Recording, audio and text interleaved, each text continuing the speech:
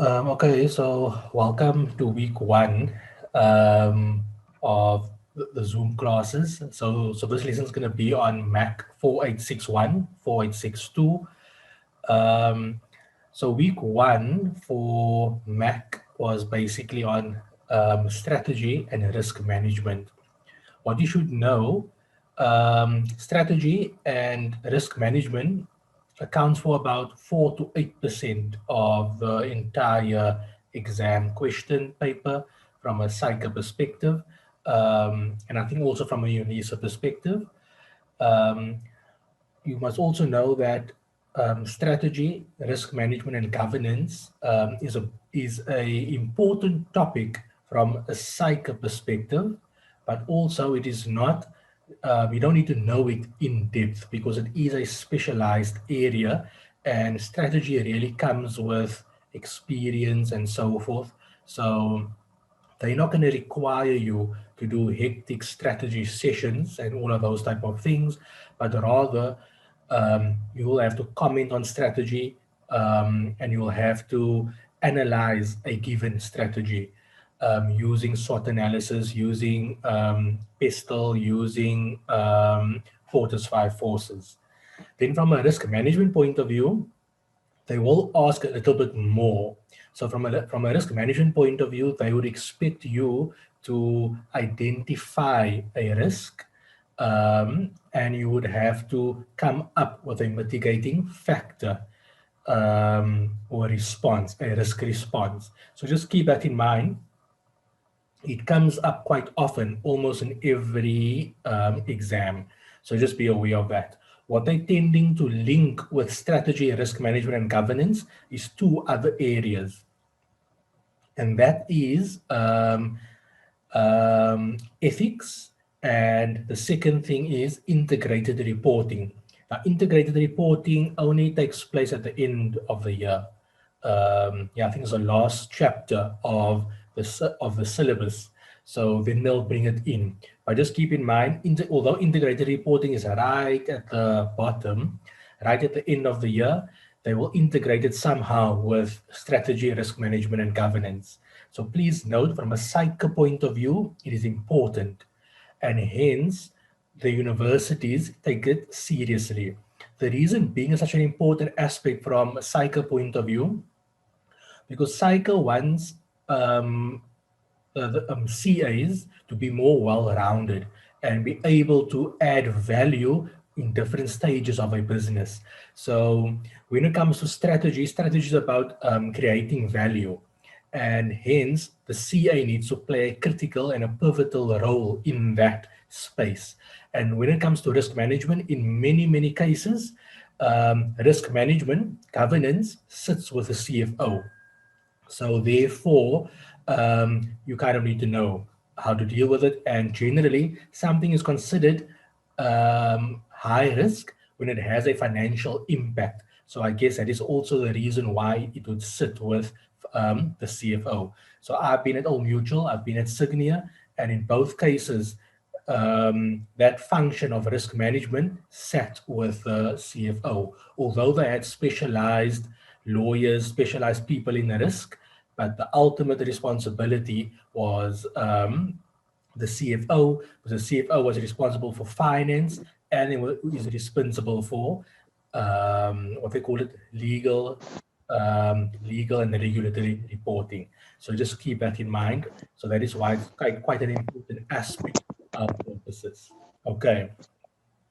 So once again, the way we're going to go about doing this lesson is basically number one, a high level overview of strategy, risk and risk management, and I'll touch on governance.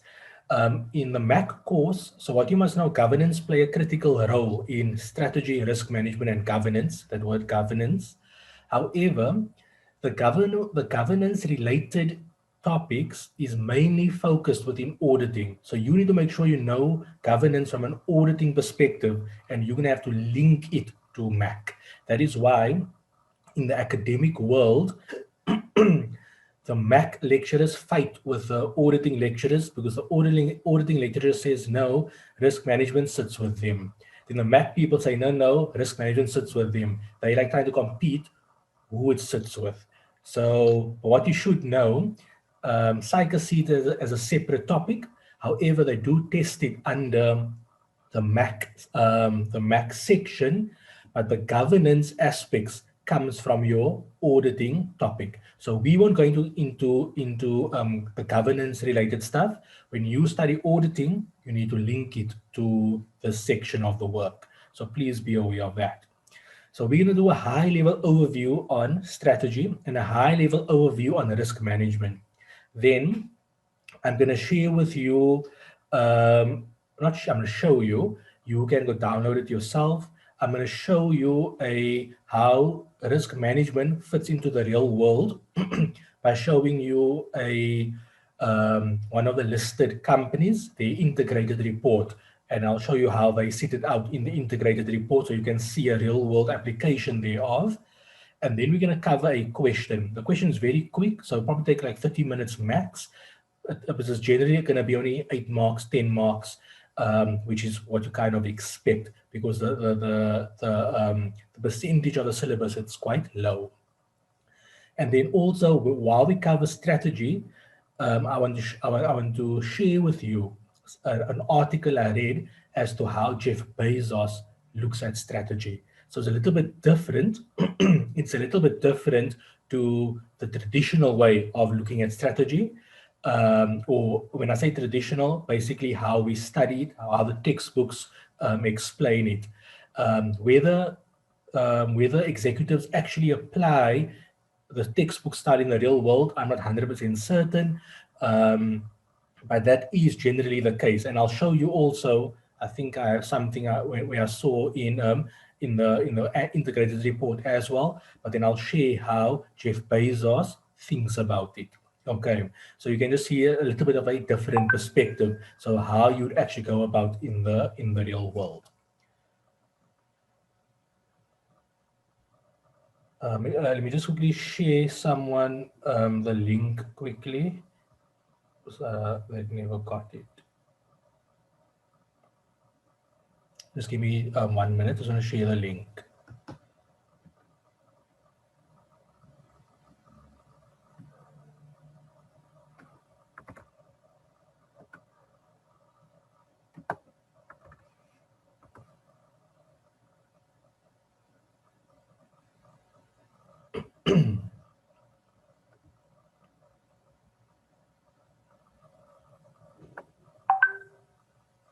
Okay, so let's go into it. So remember, from a strategy point of view, you basically have to identify your strategy and then you would need to choose a strategy. For our purposes, we don't have to choose a strategy. We will be given a strategy. All you have to do is basically to assess and analyze and comment on the strategy. So what's important to note? One of the key aspects to note when it comes to strategy is to have a look at the life cycle of the business and the decisions they are making. So for example, this came up in one of the board 2, not the ITC one, the APC, the board 2 exam. This came up, I cannot remember if it was in the actual exam or it was in a past exam, but they posed a question where the company is expanding, right? But at the same time, one of the questions was asking you to comment on the dividends that the company wants to pay. So the same company wants to pay dividends, and they also, in the scenario show, is saying that they are expanding. So what the solution, or what they were expecting us as students to pick up and to make mention of, that the fact that the company is growing and expanding, is it sensible? Is it the right decision to actually pay a dividends? Because remember, by paying a dividends, you're gonna lose cash flow, and hence your funds available to actually expand reduces. Now, what if your expansion cost is at such an amount that you're unable to actually pay a dividend? So if you do pay a dividend, what you're going to have to do, you're either going to have to borrow again from the bank, or you're going to have to ask shareholders to give the money back, but not actually giving it back, but by buying new shares or getting a rights issue. So just keep that in mind. You need to look at the life cycle of the business, whether they are a startup, whether they are growing, expanding, whether they are in the maturity phase or whether they are in the declining phase. And once you identify where in the business cycle they are, or the life cycle of a company they are, you need to assess whether the decisions that they're making from a financial point of view actually matches. So just keep that in mind. A startup company won't be paying a dividend because they need to take all the money and reinvest into the business. A the correct decisions for startups would be all the profits, all the money that they make, they cover obviously their operational costs, and then they use it to do at least one of two things. At least one of two things, not limited. Number one, to spend on marketing because that's how they're going to grow. Number two, to improve their products and to improve their processes. Um, so that would be sensible ways of spending their money. But if they are increasing the salary of the CEO or paying bonuses and all of those type of things, then obviously it doesn't seem right.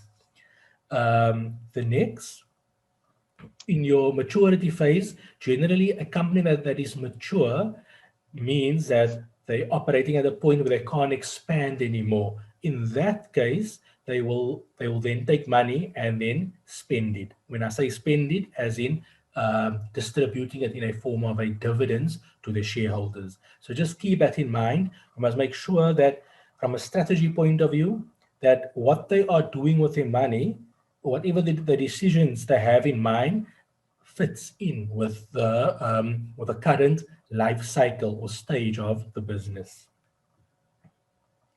Then, now when it comes to strategy, remember you basically have a few things to have a look at. One of the first things is you need to assess the macro environment. So you have an the macro environment is broken up into two areas: the external macro environment and the internal macro environment. The external macro environment relates to relates to the country or countries the company is operating in. It relates to the environment in which the company is operating in. So if they're operating in South Africa, you must look at the macro environment of South Africa.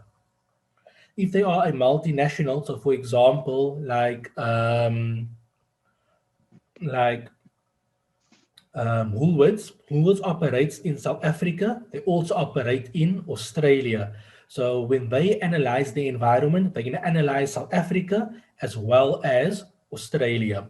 If you look at Sanlam operates in South Africa and almost every other African country. So hence, their operating environment is Africa. But obviously, each country within Africa have different dynamics. So they'll have to have a look at the various dynamics depending on which geographical location they're looking at. Now, a tool you use to analyze the macro environment, the external macro environment, is PESTLE, and that is political, economical, social, PESTLE, technological, environmental, and legal. Now, in the notes, you will see the different types of aspects or the different types of triggers that affects political, the different types of triggers that affects economical and all of those type of things. So when you analyze the external macro environment, you use the PESTLE and you just have a look at the various types of stuff that affects the different sections. Be aware that you will lose marks. You will get it wrong if you categorize it under the wrong section. So in this final exam, in the MAC 2020 final exam, they had that thing where you had to split out or either the final exam or a test, I cannot remember. And if you categorize an event under the wrong section. So let's say it was political, but you put it under legal, then you'd have gotten it wrong. So just be aware of that. So even if you identify the correct thing, but you put it under the wrong column, you're not going to get the marks. So just be aware of that. The next aspect is to analyze the company from the internal macro environment. So what is that? The internal macro environment is the industry or industries that the company operates in.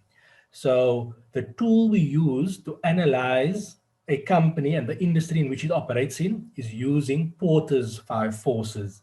Porter's five forces deals with five things. Number one, in no particular order. Number one, um, customer buying power, supplier buying power, substitute products, I can't remember other stuff now. Rivalry amongst competitors, and then number five, it is barriers to entry. So you have to have a look at that. Remember, when you look at each one, you ask yourself, does it, from the company's perspective, from your company's perspective, does it increase that force or does it decrease that force? So for example,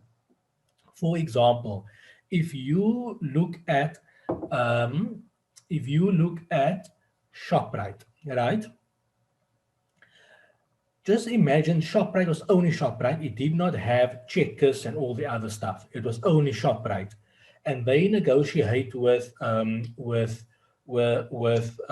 Coca-Cola. They would have a fairly strong buying power. However, it is not as strong as the fact that now they are ShopRite and Checkers, because now ShopRite is buying a load as well as Checkers, but obviously the strategic point over there would be that the ShopRite would buy for everyone in the group in order to get a good price. Now just imagine if this was ShopRite and Pick n Pay as one entity and they had to buy from Coke. They would probably get the Coke for cost price. You know what I'm trying to say. So just keep that in mind. When you have a look, the way you will pick up whether a company has buying power, if they are a major player in the market. But let's say Coke has hundreds of people to sell to, then the buyer has less buying power and the supplier has has a bigger supplier power. But if it's other way around, then it'll be a different story. Okay, so just keep that in mind. When it comes to barriers of entry is how difficult is it for someone to enter the market? It is generally going to be difficult when there's high regulatory, when there's high regulation, and if there's a high capital market. Okay, so if it's capital intensive, then it is going to be quite difficult. Okay, so then barriers to entry, by having high barriers to entry, it's good for that firm. That means it's not easy for other companies to just enter the market. So for example, in the pharmaceutical industry, it takes quite a bit of time to get approval from government. If you have a look, there's many clicks that opens up in malls, right, or wherever, and they had a green sign on the display. The green sign means there's a pharmacy. But sometimes when they just open and you go there, they'll tell you the pharmacy is not yet ready. You can only pick up, they can't sell. Why? They're opening up a Clicks with a pharmacy. However, they can't operate the pharmacy because the government needs to approve. I was at Clicks for about 2 months or 1 month, can't I remember. And that was one of the biggest risks, is that the time it takes for government to approve a pharmacy takes quite a bit of time, and the way they have to manage it is to have good relationships with government and all of those type of things.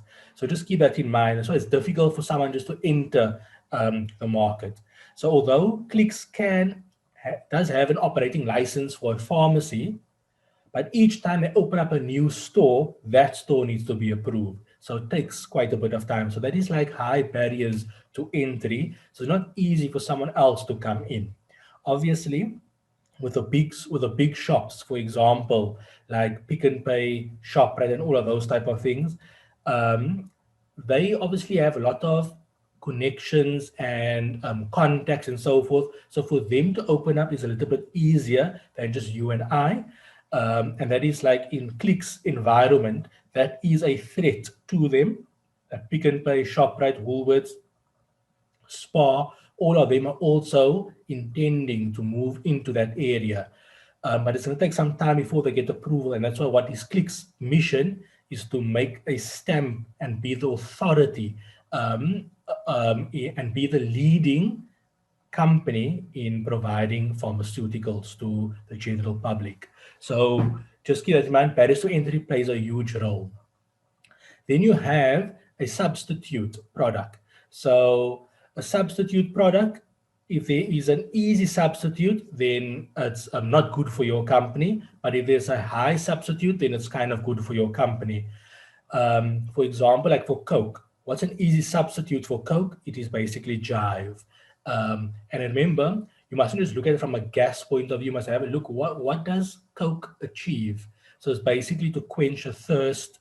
For some people, it is just comfort and all of those type of things.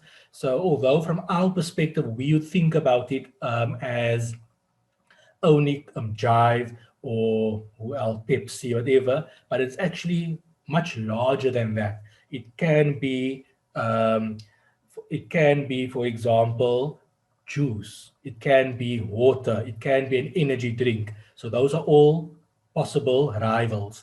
Then another way to look at it is how does people use Coke? For some people, Coke is a luxury, not just to quench the thirst. So for some, it's comfort food. So for who, what is comfort food for other people? Ice cream, chocolate, all of those type of things. So you might just keep that in mind. And there's actually a real study by one of the Harvard professors that. So I'm reading the book currently. It's called Innovator's Dilemma. In one of his articles, not in this book, but in one of his articles, he calls it the milkshake. For now, I can't remember milkshake something, and he did a study to understand why people buy milkshakes. So they went to McDonald's, and McDonald's allowed them to interview customers and so forth. What they figured out on I think one day or one week that most of McDonald's milkshakes for this particular store was sold early in the morning, like 10 o'clock. And the second thing I picked up, it was people just bought a milkshake and only the milkshake and left. No one sat and drank the milkshake. They bought a milkshake and left. And they wanted to find out why. And when they asked the customers, what they found out is that the people bought a milkshake in the morning for two reasons. Number one, they had a long drive to work, so they wanted to snack on something on their way to work. So there was different things they could buy. They could buy nuts. They could buy a cool drink. They could buy whatever. But for them, it was driving to work. They didn't want not eating nuts is not easy, but sipping on a milkshake is easy. And then number two, it was that a milkshake takes some time to drink because it's not easy to suck a milkshake. So they actually had the milkshake for the entire duration of their drive, as opposed to maybe buying a cool drink or a juice, and it'll probably be up in the first 5 minutes. And then the other reason was they wanted to be full. They still wanted to be filled by the time it comes to lunch. They didn't want to get to work and then by 10, 11, get hungry again. They wanted something that keeps them full up until lunchtime. So as you can see, so from McDonald's point of view, their competitors wasn't actually only a juice or coffee or something else. It could have been anything else that impacts that need that the customers wanted. So that's why when you look at from a strategy point of view, from a substitute product, That's the level of thinking you need to do. But like I said, for our purposes, that is not important. But that is basically to analyze the strength of the company in its industry. So that was the macro environment. The macro environment deals with two aspects: internal, external. For external, we use PESTEL. For internal, we use Porter's five forces. Now we come to the internal environment, okay, or the micro environment, okay, and that is um, um, that is the strengths and capabilities of the company itself. Okay, so the way the company will look at it: what are my competencies and what resources do I have? So, what skills do I have and what resources do I have? And from there, you would use the SWOT analysis. Now, remember, for SWOT analysis, strengths and weaknesses focus on external things. Opportunities, am I getting it right? Now, strengths and weaknesses focus on internal. Opportunities and threats focus on external. So the way you identify opportunities and threats is using the macro items like PESTEL and Porters. The way you identify Okay. internal strengths and internal weaknesses is looking at the competencies like management, staff, and all of those type of stuff that the company has, as well as their resources. So intellectual properties, machinery, um, cash, and all of those type of things. Whatever they physically have, and then it's also the competencies, the skills that they have. So you will come up with a strategy based on your SWOT analysis. Your SWOT analysis is derived from PESTEL, derived from Porters, derived from your internal capabilities. Your internal capabilities is made up of your resources as well as your competencies. Competencies, the skill of your staff. Okay. And that's how you come up with a SWOT analysis and then you develop a strategy from there. Now, that is how the books tell you to do it. So just keep that in mind. So when you now remember from a SWOT analysis point of view, if you also have to get the categories correct. So remember, when you talk about strengths, it have to be about internal to the business, specific to the business. When you talk about weaknesses, it have to be internal. It have to be specific to the business. When you look at opportunities and threats, it is basically it's not specific to that company, but for everyone operating, all companies operating in that industry, all companies operating in that environment. So, for example, if government pass a law, that is an opportunity or a threat. It is not a strength or weakness because a law is not specific to the company, but rather it applies to everyone operating in that environment or everyone operating in that industry. So remember, getting your opportunities and threats correct, meaning it needs to be external. Getting your strengths and weaknesses correct, meaning it needs to be internal, specific to that company. So just please be cognizant of that. You don't want to identify the correct things, but put it under the wrong section because then you will also lose your marks over there. Okay. So just please be aware of that. Now, just to come to how Jeff Bezos look at this. Jeff Bezos looks at it slightly different. How does he look at it? If you listen carefully to how I explain, a company would choose a path, would choose a strategy based on their strengths and weaknesses, based on their threats and opportunities. But Jeff Bezos does it basically completely in the opposite direction.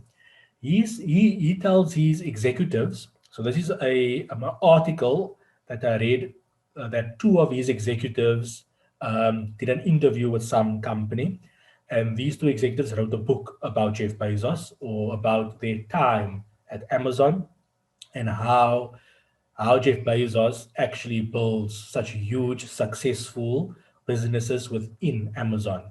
So they explain what he expected from them.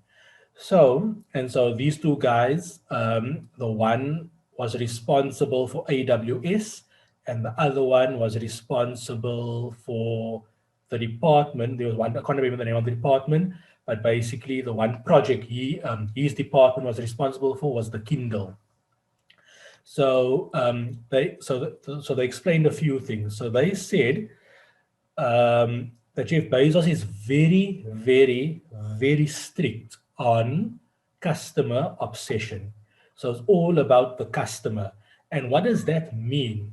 They go and they ask themselves, what how can we delight customers? So you remember, Jeff Bezos doesn't necessarily say the customer is right. He doesn't believe in the customer is right. He asks himself, how can we delight customers? So using the Kindle, they did a few iterations and so forth, and they came up with something.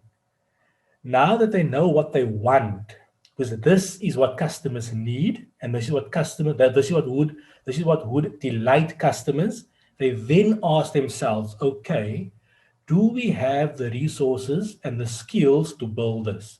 If the answer is yes, great. If the answer is no, then they must go find the resources.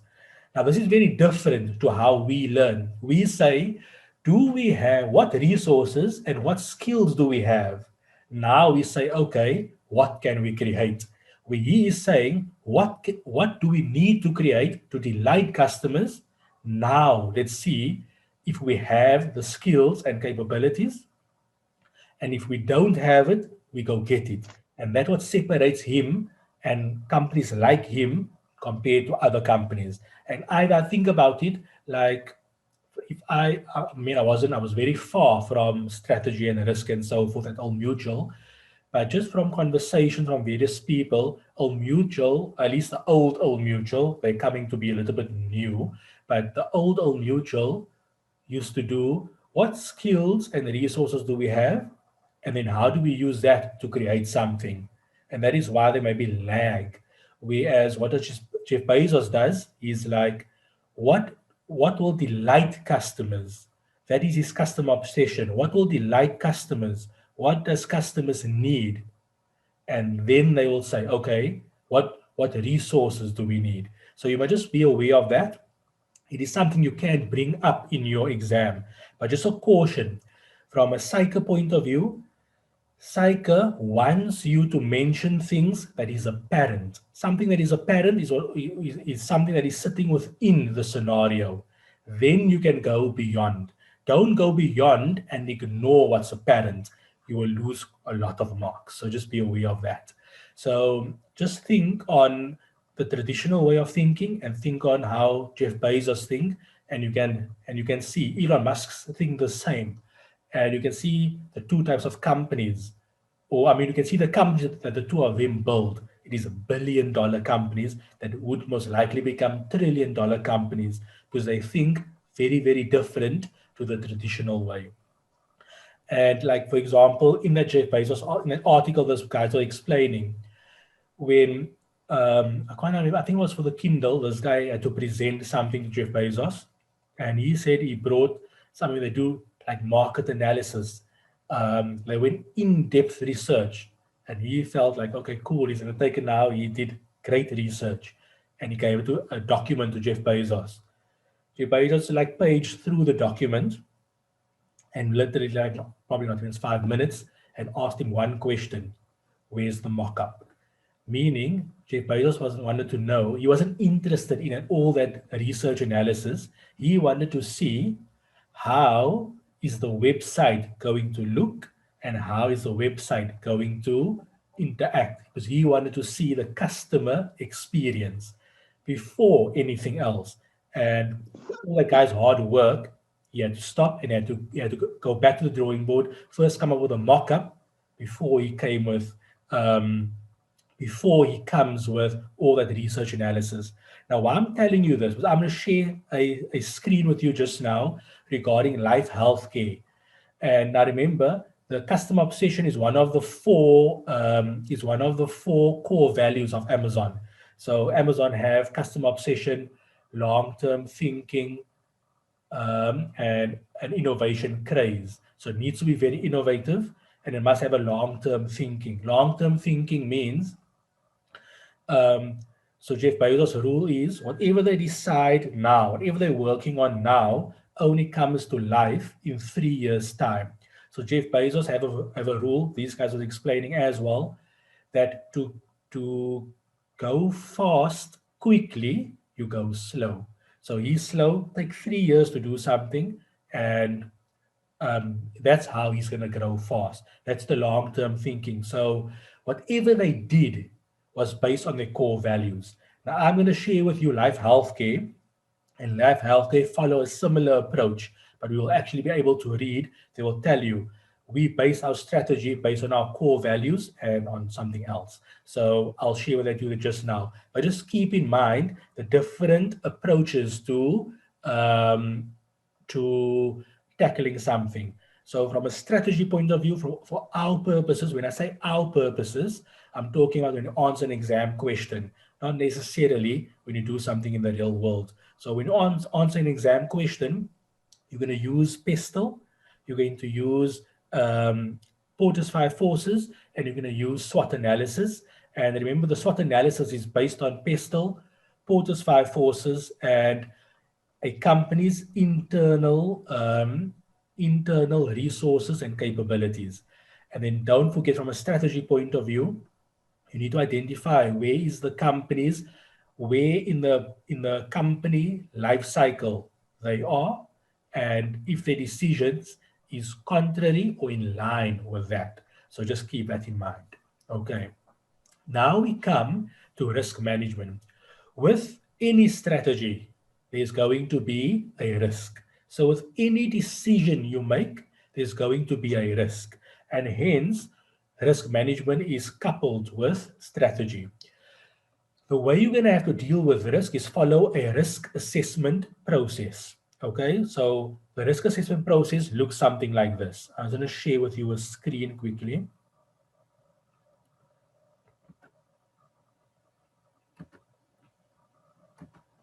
Can you see this Word document?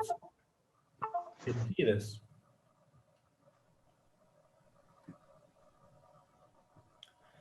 So basically, there's different ways of looking at. So you're gonna identify a risk, then you're gonna assess a risk, then you're gonna control the risk, and then you're gonna review the controls. Now, this is how you're gonna answer in an exam. When they ask you about risk assessment, you need to identify risks within the scenario, not your own way. You need to identify risks within the scenario. Don't make up risks. You identify risks within the scenario. Then you're going to have to assess the risk, whether it is a material risk or not. Now remember, for our purposes, it is always going to be material. But in the real world, they identify many, many risks. Then they will assess the risk and prioritize the risk. So, meaning they will say, okay, this risk is very high, this risk is moderate, this risk is low. And that's how they will assess the risk. And then they will control the risk. Now, the way we can control the risk is in one of four ways. Okay, so there's one of four ways you can control or deal with the risk. In no particular order, I'm just going to mention it based on how I remember it or what comes to my mind first. So, number one is you can ignore the risk. Number two is you can avoid the risk. Number three is you can transfer the risk. And number four is you can mitigate the risk. Now, ignoring the risk implies that you identified there was a risk, you assessed the risk, and you believe the risk is really, really low, it is not important, it won't have a significant impact on the business, so therefore it is okay to ignore it. Okay, you can't ignore every risk, but you can ignore some risks. You can't deal with every single risk. So, for example of ignoring a risk. Now, when I say ignore, it just you're not like turning a blind eye to it. You are aware of it, but you are consciously ignoring it. Okay, you are happy to be exposed to the risk. That's what we mean by ignoring the risk. Now, a typical example of ignoring the risk, or where you are happy to be exposed to the risk, is in the mining industry, like the gold industry. So remember, a mining company or a gold mining company, their revenue is dependent upon a lot of things, lot of factors, exchange rate, and all of those type of stuff. And one of the factors is the gold price. Okay. Now they can control that risk by putting hedges in place, but they actively do not put hedges in place. The reason being is it is because investors are saying we are investing in gold to be exposed to the change in gold price. By you hedging against the gold price, you are removing that exposure that we actually want. And that is why that is a valid reason where, although it is significant, the risk is very high, but that is what investors want. They want exposure to the gold price. So by gold companies hedging, that means that exposure is taken away, and um, it basically goes against the whole purpose of what investors is actually looking for. So that's an example of where you will ignore the risk, or you will just be exposed to it. In this case, in the gold mining company, that exposure is significant, but there's a reason why they're okay with it. In other instances, there are minor risks. It's really immaterial. So you are aware of it and you are okay to be exposed to it. So that is ignoring. The second one is to avoid a risk. Now, you can't avoid every risk, because if you're going to avoid every risk, that implies you can't go into business.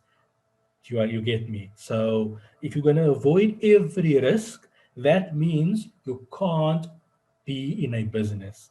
So you can't avoid every risk. There are certain risks that you can avoid. And for example, you would say non-core thing. Why go into something that is non-core if the risk is high? Then you rather stay away from it. Okay, so just keep that in mind. Um, in my personal opinion, I think that is many cases why large companies lose lose track, or fall behind, and lack innovation, because something might be new, but the risk is really, really high. So they rather not go there because they want something that they really know. But one of the ways large companies actually handle that, they let the startups deal with all the risk. Once the startups are successful, they'll just buy the startup out. But basically, so if something is non-core and it's high risk, then that you can avoid. But if something is core to your business, you can't say, oh, it's high risk, I'm going to avoid it, because then you can't go into business. So just keep that in mind. The next one is to transfer risk. Transferring risk is basically taking out insurance. You are transferring the risk to someone else. But we all know in the real world, even though you transfer the risk to insurance, insurance still look for a way to transfer it back to you. So that's just my opinion. So, but that is another way of mitigating your risk. The fourth one, which is the most common one, okay, and that is mitigating the risk. And that is, mitigating the risk means bringing the risk to an acceptable level. So there is a risk, it is significant, but you can't avoid it. You can't ignore it, nor do you want to transfer it. So you're going to mitigate it. And that is to bring the risk to an acceptable level, because you have no choice but to do so. Okay.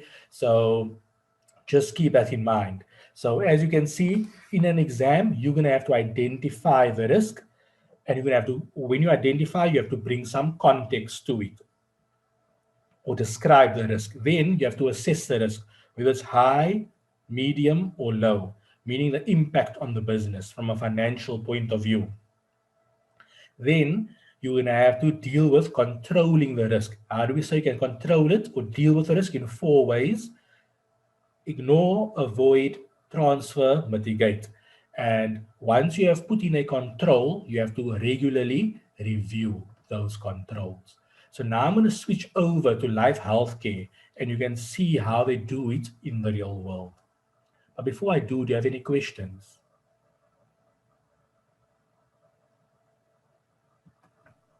Um, Maybe I just add something on Jeff's way of thinking. So, Sorry, I can't hear.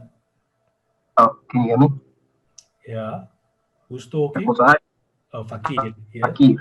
Yeah. Cool. So I just something maybe on Jeff's way of doing things. Yeah. So wouldn't you think that it's more expensive and maybe capital intensive to use his model instead? Because wouldn't you strategize your business around the internal resources that you have existing? And based on that, you can provide customers with what they need. So if you're going to use your customers, you're going to work everything based on what they want. It might be more capital intensive for you to actually give them satisfying experience. Okay, so that is a very, very good question, right? That's a very, very good question, but it's well documented. So lots of research, lots of research. So for example, the book I'm reading, Innovator's Dilemma, the other two books I read, Built to Last, and another book I read, but the same author of Built to Last, Good to Great. So this is good to great companies and Built to Last. So these are not Harvard professors, but I think Stanford professors, Columbia professors, whatever. But they did like 10 years of research before they wrote these books by studying real companies and analyzing. So, for example, they studied IBM, they studied Ford, they studied like companies I don't know. They studied Walmart and all of those type of things. So they studied companies that were great for like I think like 60 years or something. And what they found was the general principles of these companies that made them last for a long time and made them better than good companies, made them great companies, was actually the principles that Jeff Bezos follows. In fact, Jeff Bezos is basically using the principles from these books. Because if you read of the list of books that he recommends, it is these books that I just mentioned now. And the stuff he is doing is basically what these great companies did. They lost a lot of money, but because they did many different experiments. So, like Jeff Bezos says, if you know the outcome, it is not an experiment. The whole purpose of an experiment is you don't know the outcome. And he's very open about that they lost a lot of money as well. There's a lot of failed projects, as in Amazon had lots and lots of failed projects. However, the projects that were successful far outweighed the projects that failed. In fact, Alexa came came about through a failed project. I can't remember what they were dealing with, what they were trying to create. That thing failed, and then through that failure, they actually realized, and through that failure, they realized what customers actually were looking for, what customers needed, and Alexa was born. And Alexa's going to take over the world effectively. Well, that's their plan. So if you think about and I mean look at their companies, look at Elon Musk's company, his billion-dollar companies. They failed, spent a lot of money, but the things that were successful reaped far more rewards. And those are the companies that actually um, is being the great companies. For example, in a book called Built to Last, they talk about IBM. IBM had certain principles that they followed that kept them where they are.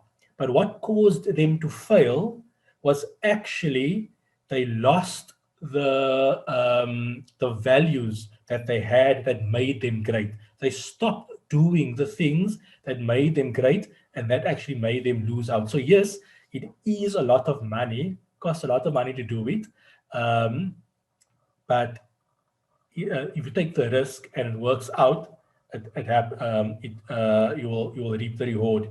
One of the examples is of Boeing. Back in the days, Boeing was one of the best companies, right? Also one of the great companies. They made a decision that was really ridiculous. Basically, they betted all their money on a new aeroplane. If this aeroplane did not succeed, they would go bankrupt. But because of the level of determination, they wanted to build this type of aeroplane that is far beyond what it was. Um, and when they did succeed at it, it made them that so much more great. But before they succeeded at this plane, they had another plane that they failed at. So it's all of those type of things. It's not going to just be all of a sudden you do something and you're gonna succeed. There's going to be the trials and errors. They're going to fail at it, but something's going to happen that actually succeeds. I cannot remember if it's Jeff Bezos or if it is Elon Musk. One of the two of them, they have a look at how many projects fail. If a little projects are failing, meaning if not a lot of projects are failing, they are concerned because they're saying if we don't have many failed projects, that means we are not innovating enough. And they basically, one of their checks is to see how many projects fail. Now remember, you're not going to create a project to make it fail. You're going to create projects to make it succeed. But because it's something new, it will most likely fail. And they actually analyze, but that's how they check the level of innovation. How many projects, real projects, not fake projects, actually fail. And yes, it is going to cost a lot of money, and that is why companies that are mature, that lack innovation, they just stick to what they know. And in the end, they lose their greatness. They lose the number one position because they are afraid to make high risk decisions. Now remember, when we say high risk, we're not going into it blindly. There's quite a bit of research. There's quite a bit of things happening. So for example, with the Kindle, Jeff Bezos called that executive and he was concerned. His concern was that the world is going digital, but 75% of Amazon's revenue was generated through physical products. Yet the world is going digital. And he told his executives, this executive that did the Kindle, that he need to figure out something that will turn the tables. It took them 18 months to come up with a concept. 18 months. And then another 18 months to then implement it. So you are right. It's going to take it does cost a lot of money, but in the end, when it do work, if you're following the right approach and if like you're not just going blindly, you're doing your proper research, at least calculated risk and all of those type of things, then you will end up. One project will succeed, and you just need one to succeed if it's really, really innovative, and that will push you through. That happened with Elon Musk, in fact. His company folded or almost folded. Almost all of his companies, Tesla, SpaceX, that solar panel, almost all of them folded. But he decided to just go one last try, and it ended up working. But he's another character, so that's another day of discussion. He made sure his people didn't make it fail. But does that answer kind of your idea? So your question, does that kind of answer your question? Yeah, it does. Thanks. Yeah, so like I said, the way we think about it is really textbook-based, traditional, but based on actual research. When you analyze real companies that did great, they actually follow the approach of Jeff Bezos. Remember, it's not Jeff Bezos' approach. This was approached by many people before Jeff Bezos. He's just implementing it really well. So we discussed strategy and we discussed risk management. Remember, risk management is more common in exams relative to strategy. And like I explained to you, that identify the risk, assess the risk, control the risk, that is the process you're going to go through. Now, I'm going to share an example with of one of the reports. Let me just see, where is it? Oh, where is it? I was going to share quickly.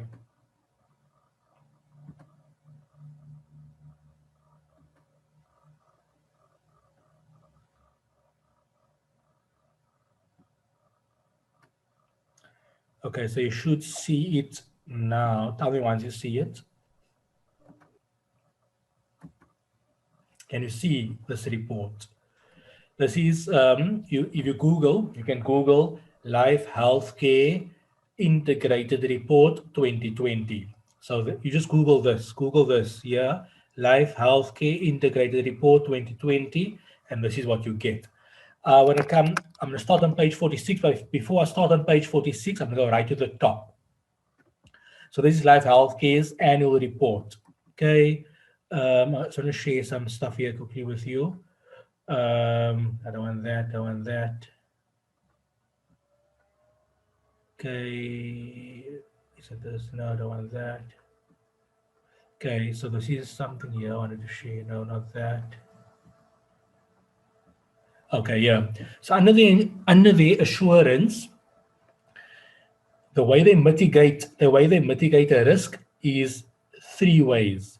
They have a first line of defense, then they have a second line of defense, and then they have a third line of defense. Okay, so the first line of defense, which comprises operational employees who are required to understand their roles and responsibilities and carry them out correctly and completely. So that is a way to mitigate a risk, to train your staff, to make sure you have processes in place. Now remember, in one of the exams, they asked the question, one company had lots of processes. And they asked you, what was the advantages, what is the disadvantages? So remember, processes are great, but it mustn't be a process in such a manner that it causes the company to lose their agility. You mustn't have a mechanism that takes years for a decision to take place. So just like for example, like government, it goes through one person, then another person, then like a million people, and by the time the final person have a look, the whole opportunity or the whole threat passed. So just keep that in mind.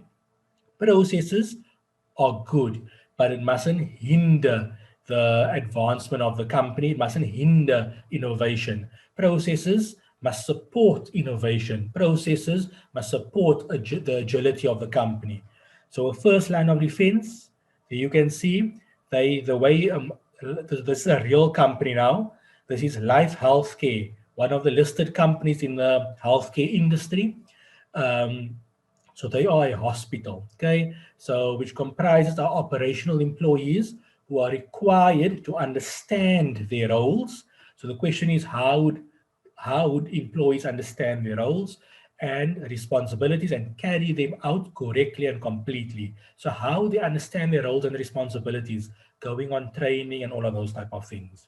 Second line of defense, consisting of our oversight functions, including risk and compliance management. I don't know, like in many companies, especially in a financial services company, a financial services company is required to have a risk and compliance team. Okay. Sorry. So that's the second line of defense, having those teams in place. So these functions define work practices, monitor adherence to policies, and oversee the first line of defense with regard to risk and compliance. In the financial services industry, every single year, the compliance officer needs to send out an email to staff regarding certain things, and they have to have a record of it, because if the FSCA comes and if the FSCA visits the site, and they want to see the communication, and the way they test it, they will come to an employee, to the first line of defense workers, and ask them to show them where are the compliance policies and procedures. I remember at Signia, the compliance officer used to drill it in us. I still don't know where it is, so I never used to check, but she regularly sent emails, and we needed to know where it was. Yeah, I don't think I knew where it was. But basically, so that is another way. So just keep this in mind. This is how you can answer in an exam. But remember, you have to link it to your scenario. These are just examples. Third line of defense, which comprises the internal and external assurance providers and the board. So internal and external. So internal would be internal auditors, and then your external, like your boards and so forth. And then you can see all of these type of things. So just keep that in mind, okay? Let's do some more stuff over here. Okay, I don't want that, I don't want that. Yeah, they're showing the stakeholders. Who are the stakeholders?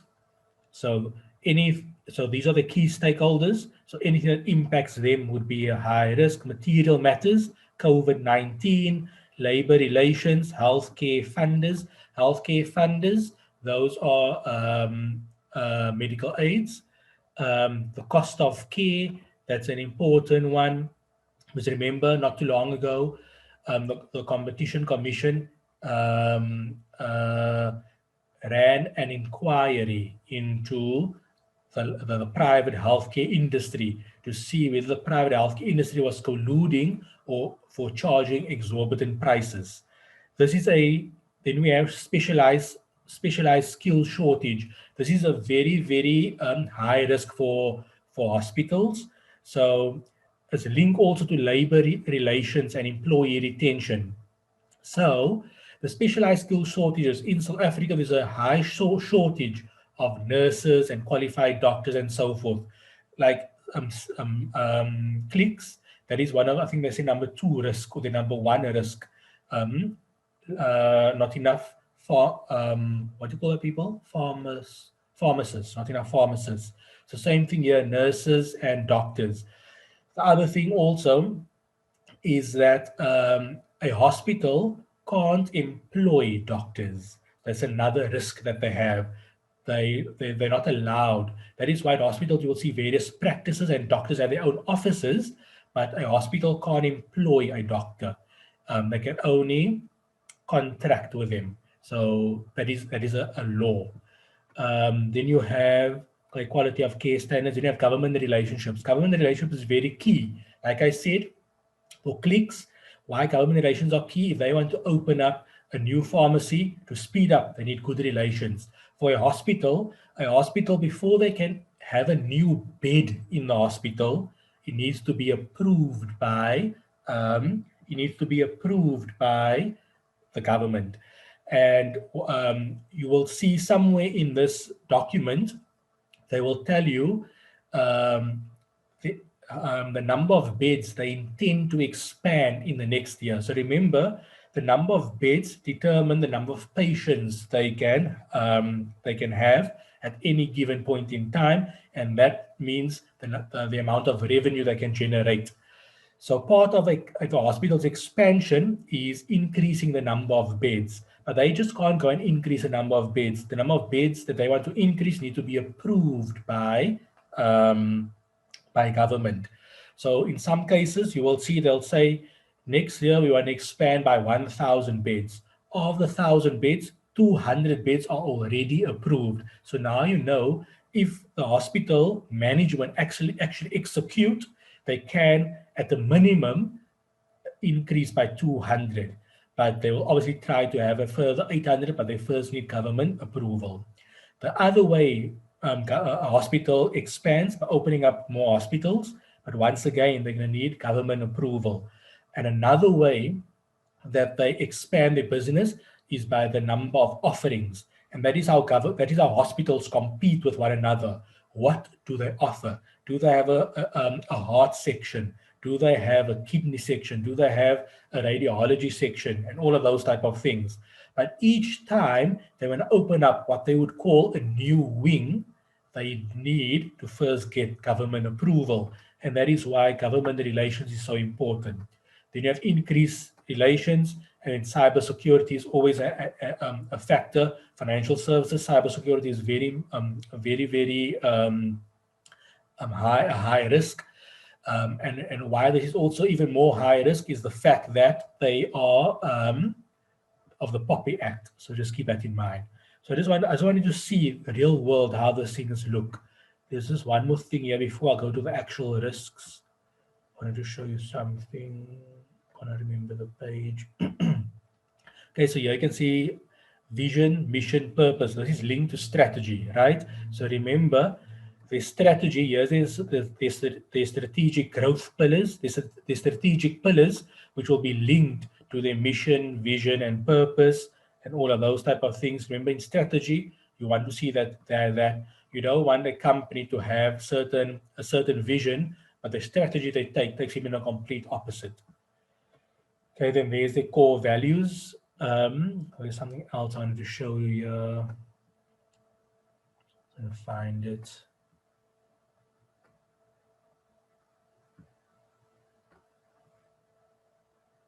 So here you can see you see the principal offerings. This is how hospitals compete. Specialized medical disciplines, community hospitals, surgical centers, niche facilities, ICUs, all of those type of maternity units, cardiac units, pediatric units, all of those is how they compete. Have a look at here, facilities 49, registered beds 8240. You see the word registered. Last year 8225. So they only increased by 15 beds in the current year. So you can have a look at that. Theater cases, remember, the higher the theater cases, the great, because the more money for them. So these are key metrics for a hospital. There's something else on to there. I know Life Healthcare has it here. I chose Life Healthcare because they have stuff that is nicely linked to strategy.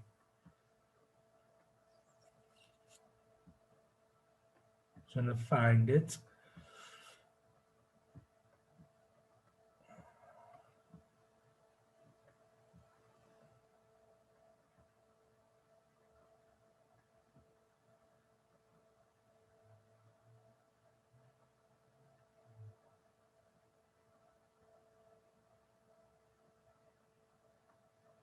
So here you can see external operating environment.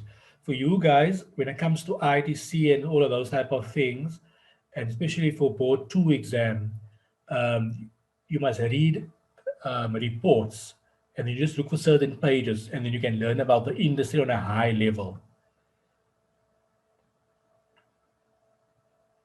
I'm looking at the 6 capitals. They take you nicely through the 6 capitals. But if I don't find it now in the next few minutes, then I'm going to leave it. I can't remember which page I saw it on. Oh, it's going to be here under value creation. So here we're going to go. We're going to find it somewhere here.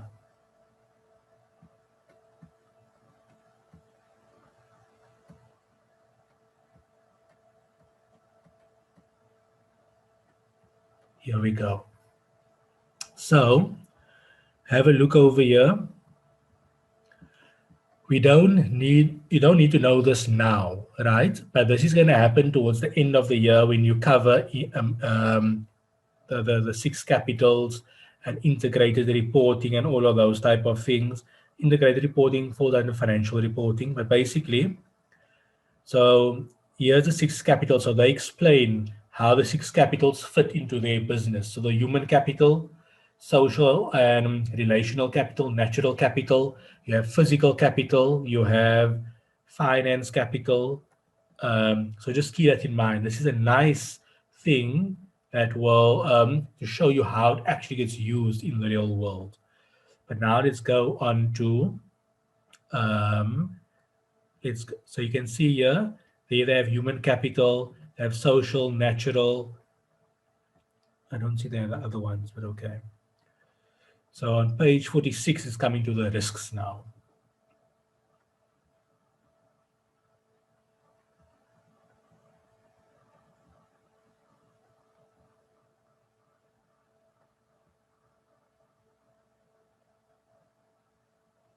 So here, key risks and opportunities. So have a look at this, what I wanted to show you. I was going to see. So risk management process.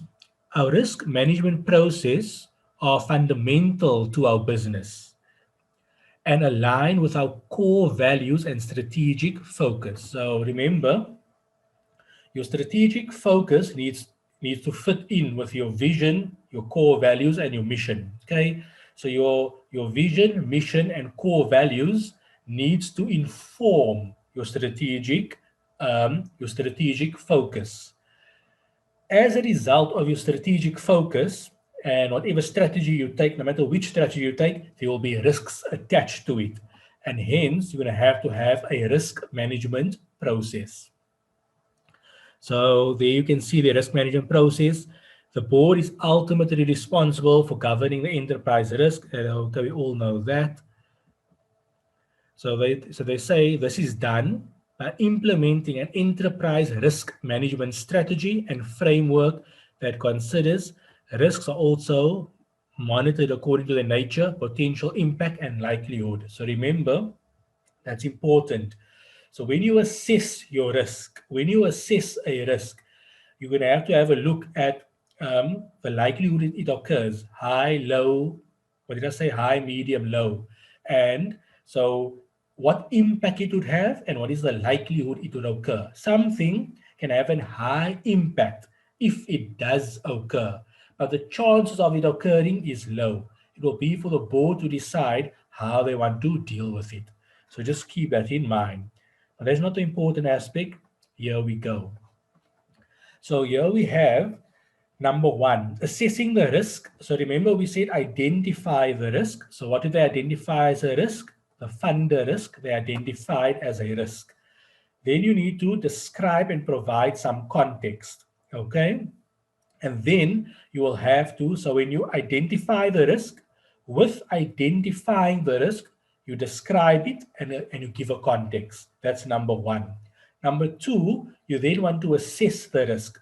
That means what is the impact and what is the likelihood that what is the impact that it would have on the business if it did occur? Number one, what is the impact that it would have on the business if it did occur? And then number two, what is the chances of it actually occurring? High, medium, low. So remember, you can have two sets of high, medium, and low. The first one is the impact that it has. If it does occur, is the impact high, medium, or low? Then the second one, the likelihood. What is the likelihood of it occurring? High, medium, low. That is assessing the risk. Okay. Then you're going to have to mitigate the risk. So here you can see funders risk, risk description and context. Life healthcare is under continuous pricing pressure from the life healthcare funders, meaning the medical aids. Okay, so you can have a look at all of those type of things. I'm not going to read that whole thing, but basically, oh, and then remember, you need to also prioritize the risk. So here you can see when you assess the risk, you're looking at the impact, the likelihood, and how do you prioritize it? Is it a very high risk, very low risk, and so forth? So remember, the way they do it is number one means this is what they focus the most on. Okay, so funders risk, they rank as number one. That is the highest priority to them. Last year, it was also number one. Then they have number two, skilled healthcare professional shortages.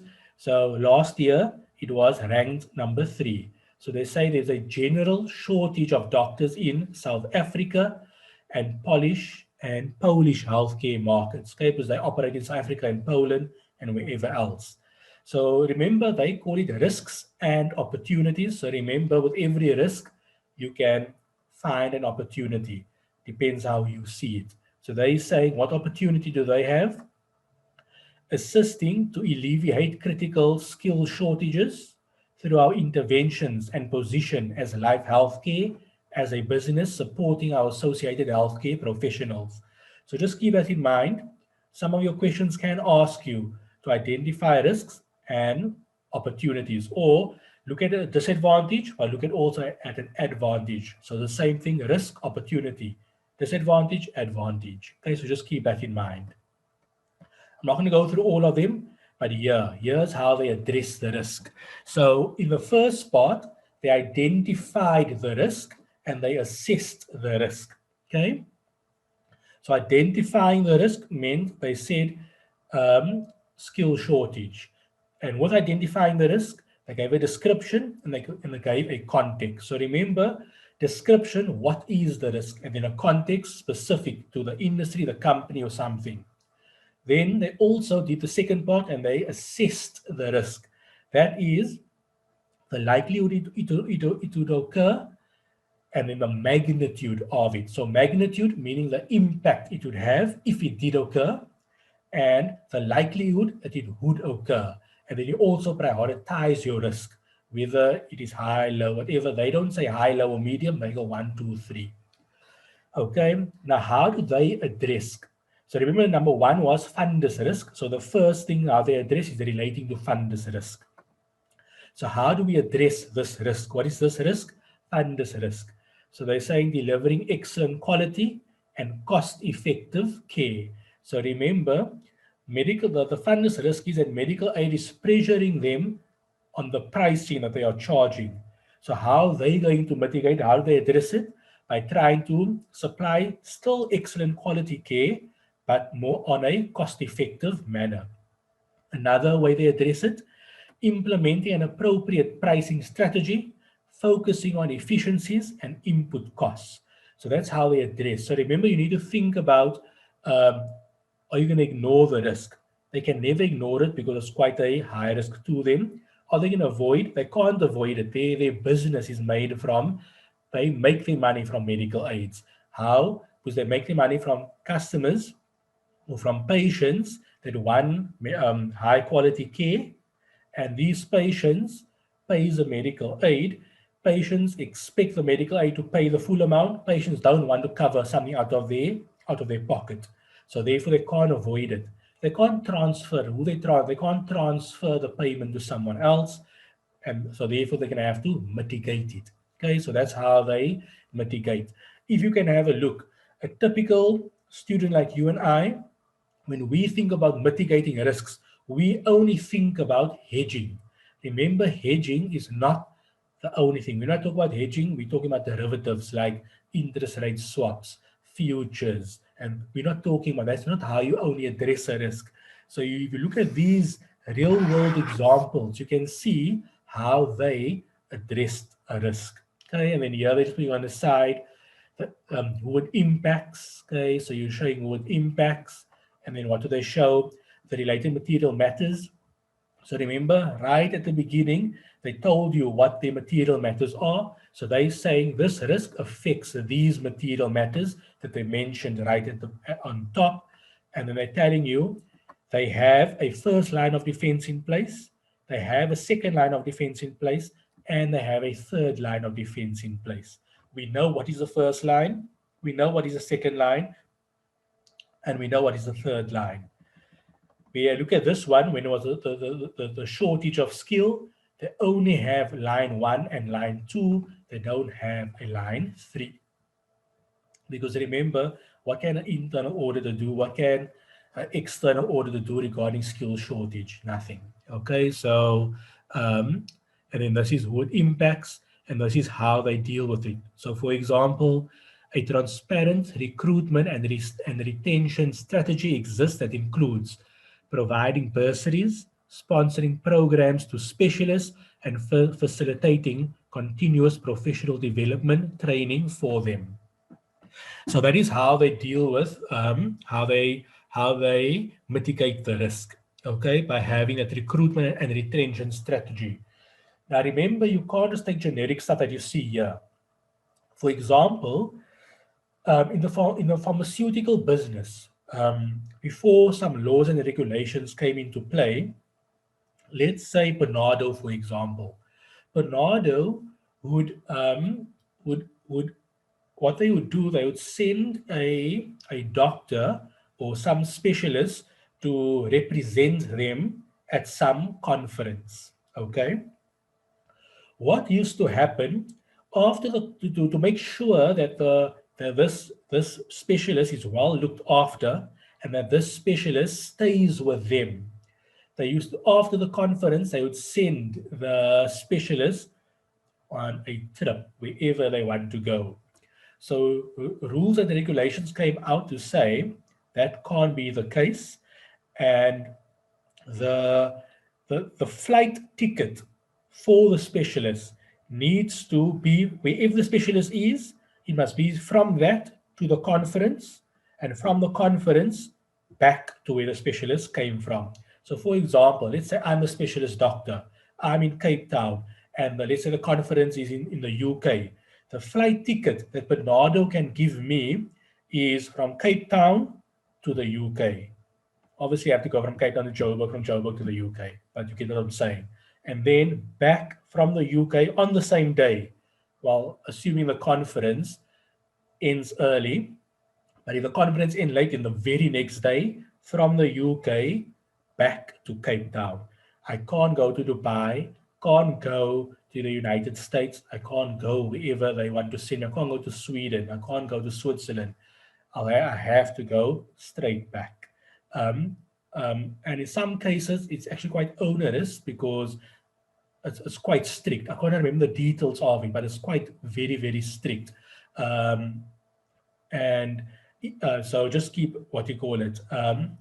I think even like the doctor can't piggyback on that stay and go somewhere else on his own account. He have to come back just to mitigate those type of risks. So remember, you can't go put this here by sponsoring programs if it's not allowed in that industry. So you must just read the scenario carefully. But what I want you to see, that it's quite obvious things that they put in here that we might not think about. But if you can see what they do in the real world and then replicate it into your exams, you will be good off. Okay. So that's all I wanted to share over here.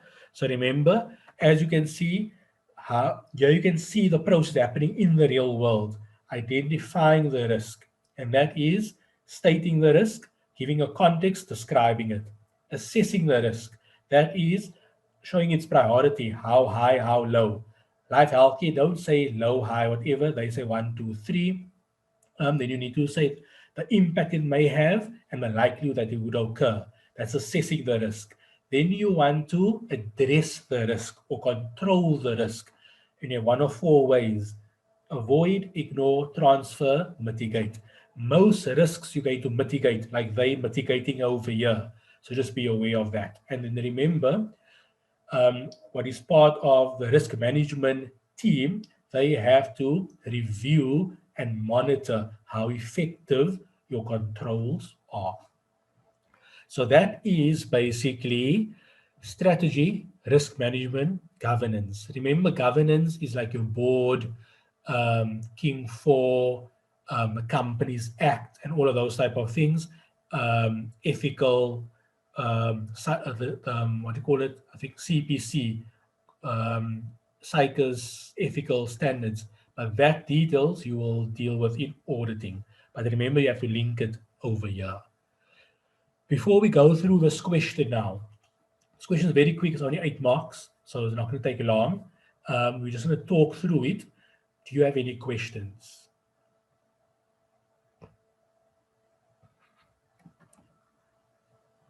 Any questions?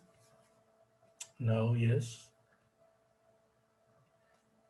Just so you know, it is only week 1, so I'm going to be okay.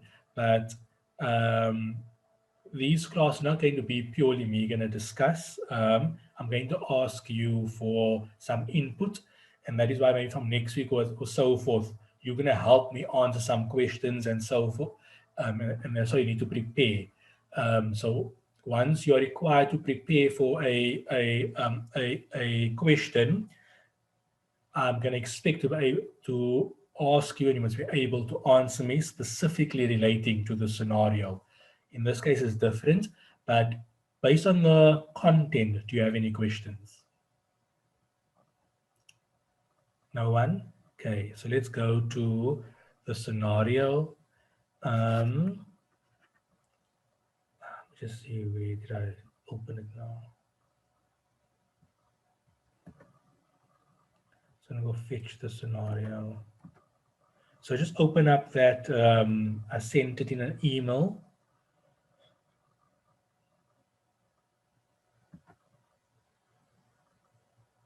Didn't I send it?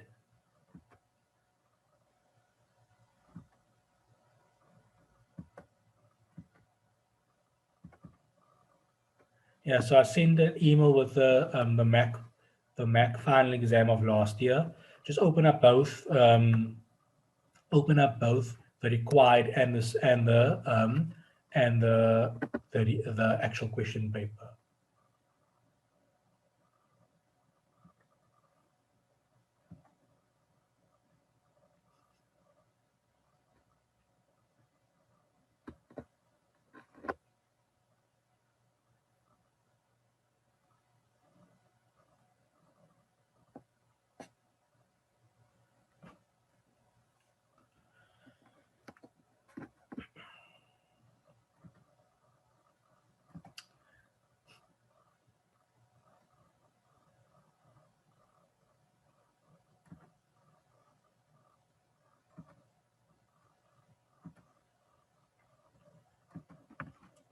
Okay, you guys can see this question paper over here.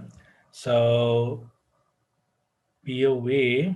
So let's read the required. Okay, remember, from a CTA point of view, you get the scenario first, not the required. So I'm going backwards here, but I just want to show you something.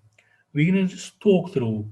We're just going to talk through this question. They say explain. Okay. The following key risks identified by the risk committee of CCP. So remember, you are not required to identify any risks. The risks have been identified for you. Okay, so you need to explain the key risks that was identified for you in the context of CCP. Okay, so specific to CCP and the industry in which it operates.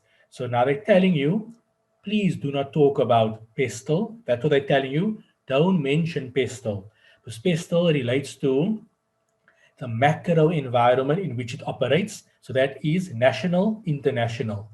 They are saying in the context of the industry in which it operates. So you have to refer to porters. Okay. And then also the context of CCP. So you might just be aware of that. Although when you talk about regulatory risk, so regulatory risk is a legal part of PESTEL, but you must just be aware. So you must make sure that your context is accurate. So in the context of CCP, it will mean opportunities, threats, strengths and weaknesses, and then industry, porters. Okay, so just be aware of that. So now I'm going to switch to the scenario. It's only like one of the pages.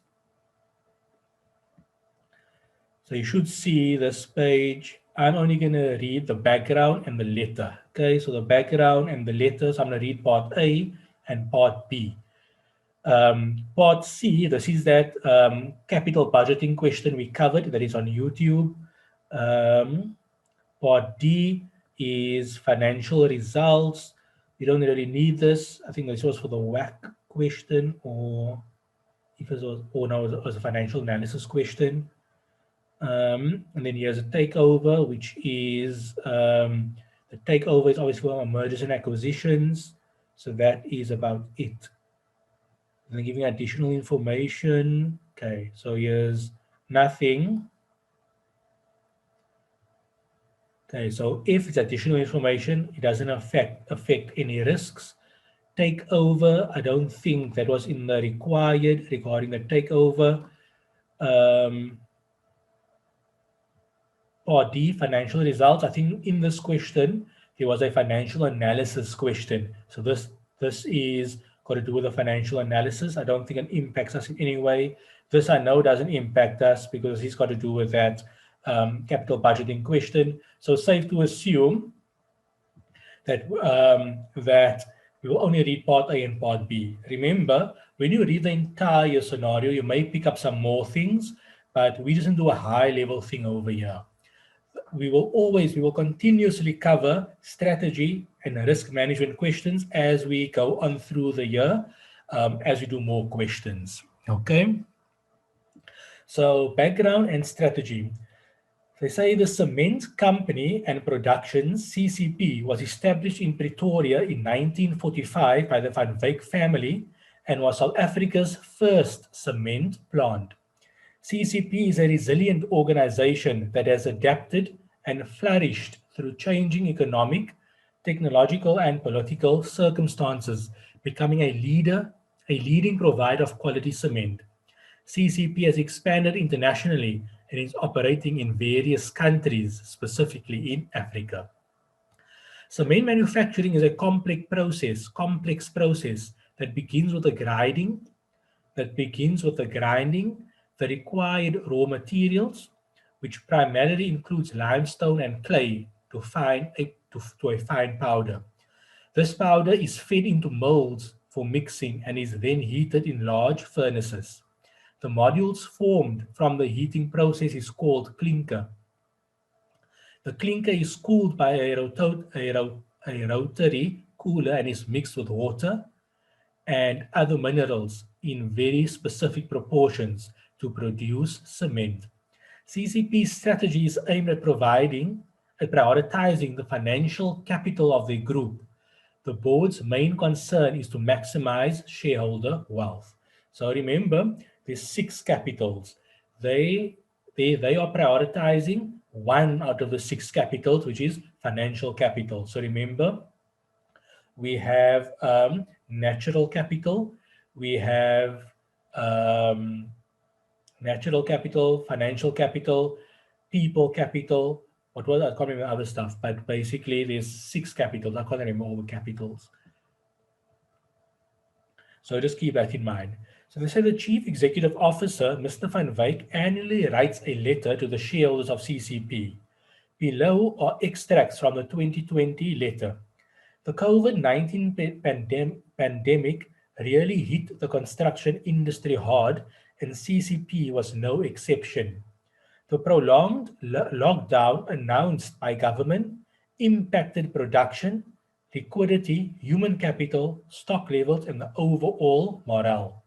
CCP was fortunate to have positive cases and, more importantly, no deaths to date. At present, the market is growing but very slowly. Consumers are hesitant to invest in the construction industry as uncertainty remains with the pandemic and the economic impact thereof. The prolonged incubation period of projects and increased competition has led to a lower profit and liquidity constraints for CCP. The board has planned initiatives to turn around the liquidity and performance of CCP, which includes insourcing the bagging of cement, various cost-cutting initiatives, and the sourcing of skilled personnel and new machinery to optimize current processes. Okay, so you're going to use that to discuss any risks and to discuss risks. So now you can see this will help you to understand what's happening within the industry. I think that first or the second paragraph giving you some information regarding the industry. So now you can discuss any impacts that this would have. So let's have a look. Declining profitability, regulatory risk, lack of adequate skills and expertise, transformation, low BE score. Okay, so here's 4. There is 2 marks, so there's 8 marks, so basically 2 marks per item. Okay, so just be aware of that.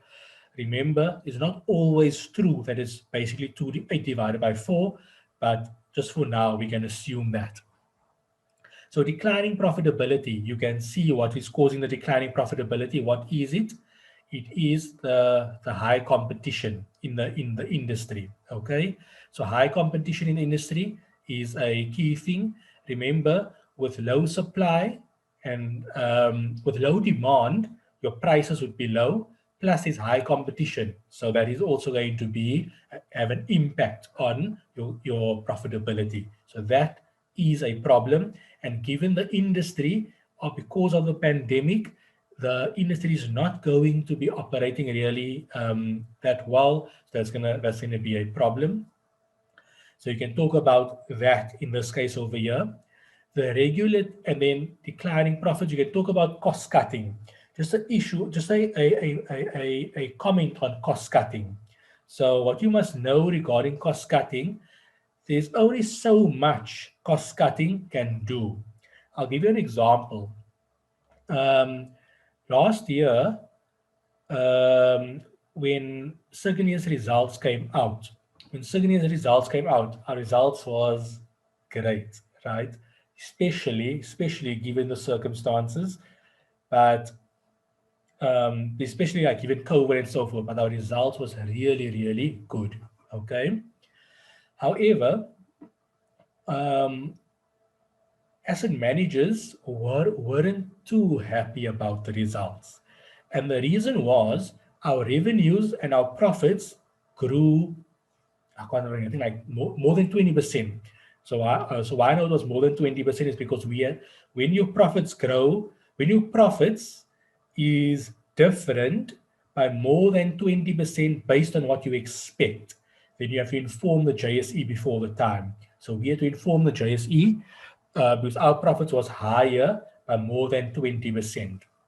So we did really, really well from a revenue as well as a profit perspective.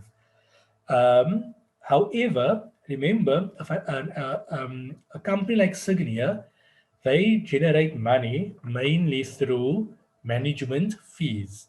How do you earn management fees? Management fees is basically management fees equal the value of assets that you have, the value of assets that you manage, multiplied by the fee percentage that you charge. Now, our revenue and our profits increased by more than 20%, yet our assets that we manage only increased by, I think, 5%. And that, as manager was saying, how are we're not really growing? So they were saying that our results are not really that great because yes, our profits went up, but our assets, that actually drives the business, only went up by 5%. So our growth is not sustainable. And they saying our growth was only because of um, a cost cutting measure due to cost cutting, and cost cutting is not a sustainable way to grow a business. So fair point, cost cutting is not sustainable. So just be aware of that. Okay, so mentioning their thing that although they're cutting costs, it can temporarily help the company, but it can't sustain a company by just cutting costs all the time. You're going to come to a point where you have no staff, you can't operate because you're just cutting all costs. So remember, you can only cut costs to a certain point. So the problem with declining is we can reduce the declining profitability by cutting costs, but it is the industry. Because of COVID, there's a lack of demand. The lack of demand and high competition, you're obviously going to have to accept lower prices, which can impact your margins. Regulatory risk. I never saw anything regarding regulatory risk, but I don't know if you saw anything regarding a regulatory risk. But remember, in the construction industry, there's obviously lots of watching of the construction industry, especially of colluding and so forth. So the Competitions Commission. Also, regulatory risk could just mean because of COVID. Remember, with COVID came lots of new regulation that how you can operate, how many people can be on site, when you can operate, and all of those type of things, the shutdown and all of those types. So just be aware, you can maybe mention of that. Lack of adequate skills, I never saw that anywhere. But you can make mention that with a lack of adequate skills, that the company is going to invest in a skills training program. So that is how they are actually addressing the risk. So the company is addressing the risk by implementing a skills program. The transformation, I don't know about that. I don't know if there's anything else in this scenario.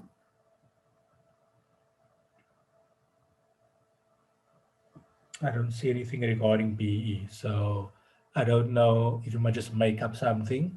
So I guess you can probably make up something regarding BE, but basically you have to kind of use the scenario to come up with your answers. So I'll have to look through the BE thing. I never saw anything that stood out to me. But lack of adequate skills, how they are addressing it, that they are implementing a skills program. The regulatory risk, you can maybe talk about COVID-19 regarding the various regulations that limits the number of people on site and all of those type of things, the lockdown and all of those. So that means because of that, there was a large period of time when they couldn't operate, and hence delayed the construction, and hence delays payment and revenues. So that have an impact, and then declining profits. It is simply the competition in the market, lack of demand. Remember, don't forget basic economic rules, supply and demand. So just be so that's what you can make mention of.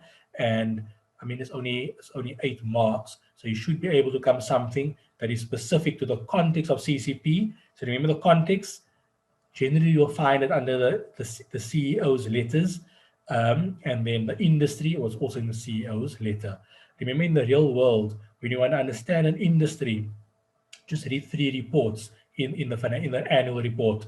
Number 1, the chairman's report. Number 2, the CEO's report. And number 3, the CFO's report. So general annual report will have those 3 reports. Just read those 3 reports and you'll get a big picture view of the industry and so forth, and the specific issues relating to a company.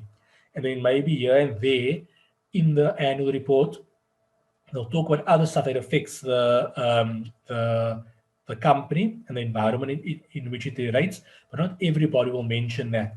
But generally, in the CEO, CFO, and the chairman, you will find out what are the key metrics. You will find out what are the key issues within the industry, and that's how you kind of understand on a high level what are the key things within an industry. So that is all from my side here.